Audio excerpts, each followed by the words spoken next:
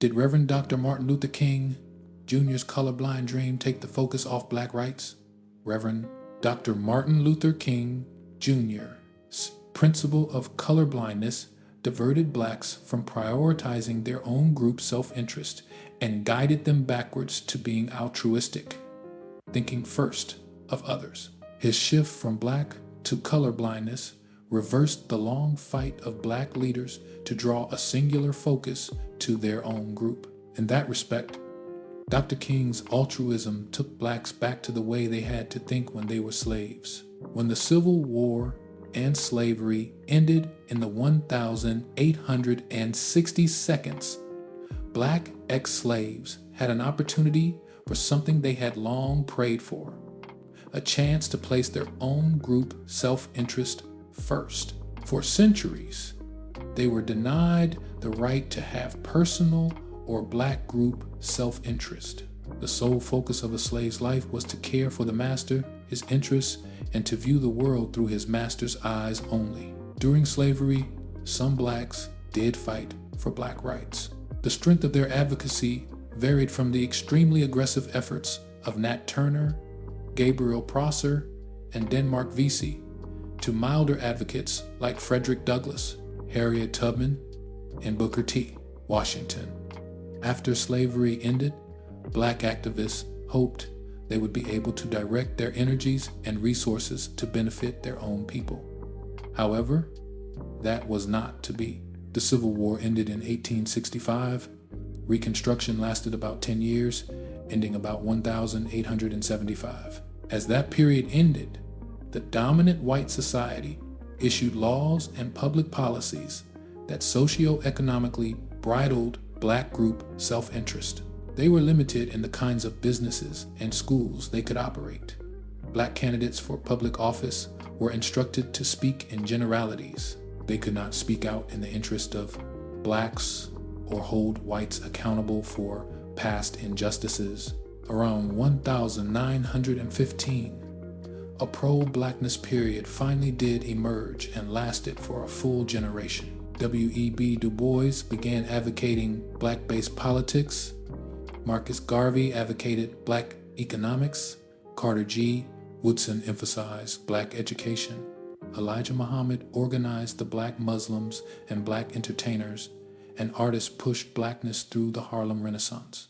The increased focus on blackness resulted in the rise of black leaders who in 1928 petitioned the federal government to codify black self-interest by passing a Negro Bill of Rights. Their intent was to recognize and focus public attention to relieving the historical legacies that kept blacks fixed at the lowest rung of society's social hierarchy. In the late 1950 seconds, Rev. Dr. Martin Luther King Jr., a 28-year-old black preacher, burst into the nation's conscience and became the leader of the civil rights movement, which was focused singularly on black issues at the time.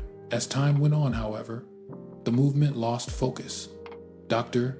King was the first black leader to convert black problems into a broad category of minority issues, which included gender, ethnicity, language, religion, handicap status, and poverty classes. Thomas E. Woods, Jr., in his book 33 Questions About American History, pointed out and discussed how Dr. King proposed that the nation institute a Bill of Rights for the disadvantaged, not a Bill of Rights for Black Americans. The term disadvantage became synonymous with minority and equated government-instituted slavery to contemporary issues, such as poverty, gender, and immigration. Instead of framing the focus of his work to long-suffering Black Americans, Dr. King's euphemism of disadvantaged opened the door to a myriad of ambiguous groups that made the case that they too had suffered institutional mistreatment, deprivation, and exploitation. Dr. King's action started Black America down the slippery slope of competition with fabricated minority issues in 1960 when he said, "We're going to take this movement and reach out to the poor people in all directions in this country, into the Southeast after the Native Indians, into the West after the Chicanos, into Appalachia for poor whites, and into the ghettos after the Negroes and Puerto Ricans. And we are going to bring them together and enlarge this campaign into something bigger than just a civil rights movement for Negroes. When Dr. King folded poverty, class, gender, ethnicity, and language groupings into the Black civil rights movement, he effectively destroyed the movement for Blacks.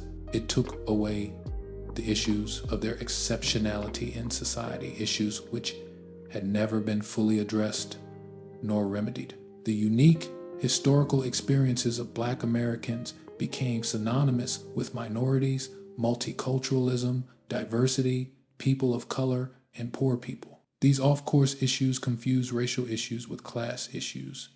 Dr. King's redirection of the nation's attention to poor people and other oppressed people of the world put Black Americans on the back seat of the bus and voluntarily reversed course of Black self-interest to the days when they were denied the right to even have a root self-interest.